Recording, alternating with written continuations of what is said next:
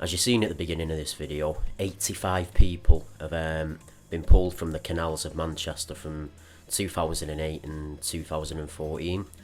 But the first of them actually happened in 2007, but it wasn't thought to be the work of the pusher until a lot more bodies started being pulled from the canal. So there's a few theories on the possible identity or a description of who the pusher could be, so we're going to get right into them. Theory number 1. The pusher is a well-built, muscular male from the Salford area. There are a few things that back this theory up, but one of them that really stuck out in my mind was when the Channel 4 documentary went out about the pusher and they had a detective on it. When one of the bodies was dragged from the canal. And it's basically how it happened. There was actually a phone call that took place with this victim to his parents before he fell in the canal. And the area of the canal he was based at, the Salford Quays, it's normally you have like a barrier, so it'd take quite a bit of a lift to get someone over and into the canal. And basically the description was from his parents, who he was on the phone to, was that he seen something, screamed, and then the call ended. So it must be... This theory is basically the pusher is intimidating. You know, he is someone who can physically impose you. And I think it's a good theory that the pusher could possibly be a well-built male from the Salford area, knows the area well, you know, knows the parts of the canal.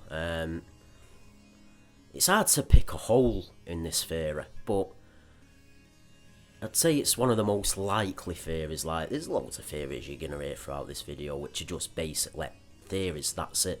But I think the fact of it possibly being a muscular male from the Salford area is a good point, because there's never been any survivors from this. Nobody's ever managed to get away.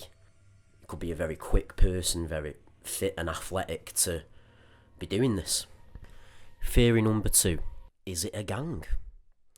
This could be a case of a gang just on the canal, up to some criminal activity possibly, something to do with drugs or something like that, and they don't want the paranoid about witnesses and people are seeing them doing what they're doing while they're walking down the canal.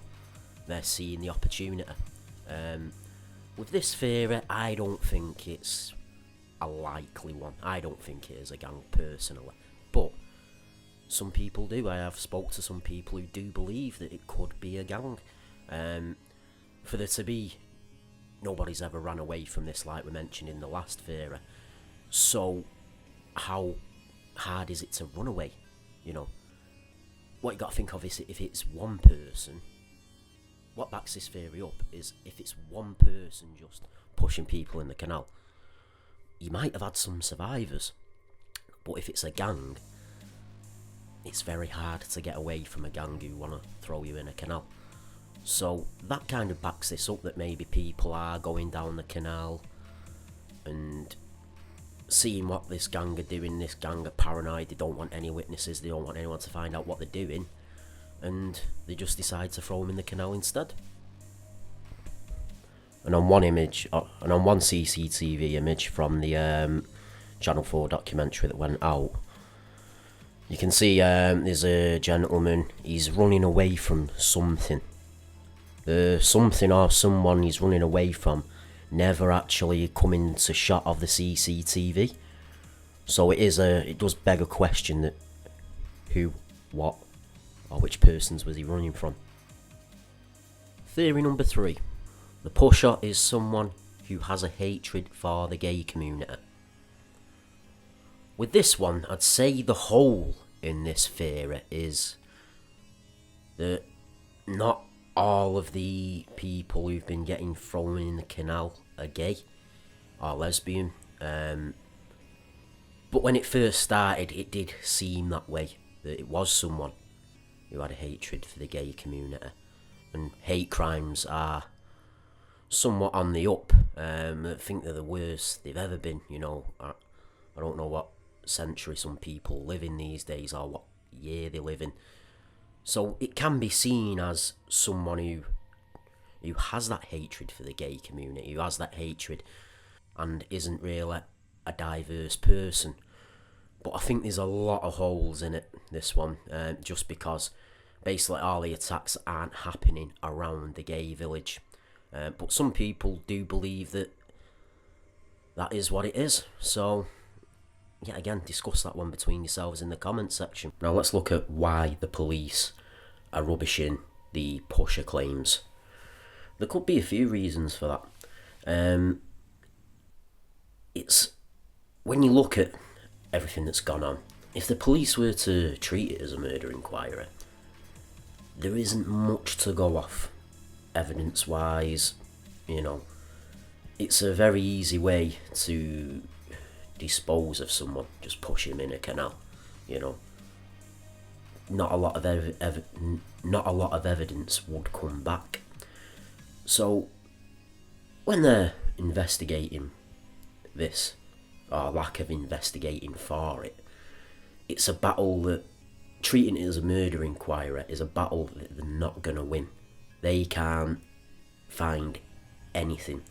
If you look on the CCTV images of where the victims were last seen alive,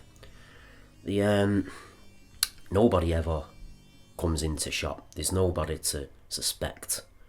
And this person's is likely to be hooded up, cap down. You can't really get a good image of them in the dark. You can't really get a good image of them in the light when somebody's got the hood up and the cap down on CCTV. So I don't think you can blame Greater Manchester Police for not treating this as suspicious, because they need some better evidence to go off and take it in to treat it as a murder inquiry. I think once they get one piece of evidence, just one break from it, they will start treating it as a murder inquiry. Maybe when someone survives it, because I don't think the pusher is gonna go all the way through 100%. I think somebody will get away and somebody will speak. It's something that needs sorting out though, because it is suspicious. Let's have it right. Police might not be treating it as suspicious, but it is. So it's something that needs resolving, because people want to walk down the canals safely. There's a lot of beautiful places down the Manchester canals, and people don't want to people shouldn't have to look over the shoulder all the time. So it is something that they need to resolve, Greater Manchester Police. And I think once they get that break, they will. But it's getting that break. It's, you know, basically people are just being pushed in, and for the killer, that's done.